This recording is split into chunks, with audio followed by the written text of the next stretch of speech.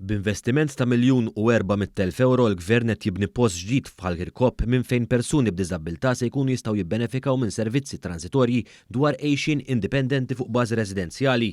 Il-proġett li se jkun qed jitmexxa mill-Aġenzija Support se jkun jista' jilqa' massimu ta' 9 persuni b'diżabilità fl-istess ħin.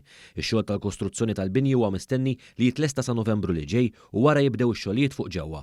U mistenni li l-ewwel persuni b'diżabilità jibdew il-programm ta' taħriġ fl-2025. Din ir-residenza ġdida se tkun qed topera fuq bażi ta' tranzizzjoni u mhux fuq bażi permanenti. Persuni b'diżabilità jagħmlu perjodu stipulat fir-residenza skont il-bżonn individwali tagħhom li matul jingħataw taħriġ f'ħiliet ta' għejxin indipendenti wara jkunu jistgħu jgħixu waħedhom jew b'sapport fil-komunità.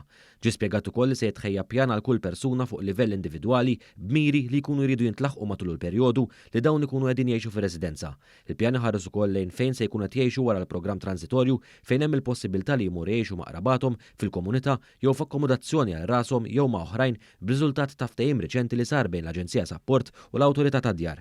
Il-Kap Eżekuttiv Oliver Scicluna ddeskriva l-proġett bħala mera ċara ta' kif l-Aġenzija Support qed timxi fuq il-linja tal-UNCRPD biex il-persuni b'diżabilità ma jkunux f'istituzzjonijiet u toffri aktar opportunitajiet biex persuni b'diżabilità jgħixu fil-komunità.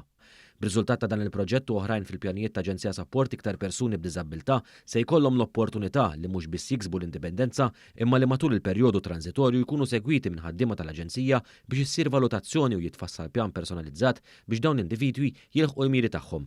Naraw li konna faċilitajiet ta' dan it-tip fej naraw li ġo fihom jiġu mħarġa persuni b'diżabilità biex joħorġu jgħixu ħajja żjed indipendenti fil-komunità. Il-Ministru għall-Inklużjoni, l-Volontarjat u Drittijiet tal-Konsumatur Ġulja Farrugia Portelli saħqet kif il-mod li bih se jkun qed jitħaddem is-servizz se jkompli implementa l-pjan tal-Aġenzija Support biex tkun tista' tilħaq aktar persuni b'diżabilità.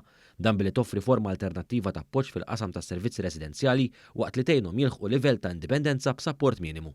Dan il-proġett f'Ħalkirkop għandu investiment ta' €1.4 miljun li l-għan tiegħu u li naraw li persuni b'diżabilità ikollhom post ta' tranzizzjoni fejn huma jkunu qed jgħixu f'din id-dar jingħataw dak it-taħriġ neċessarju ta' kif jistgħu jgħixu ħajja indipendenti. B'kollox l-Aġenzija Support għandha 10 residenzi f'Malta u waħda fir-Rabat Għawdex. Proġett ta' binja oħra fil-Qrendi wasal biex ikun konkluż.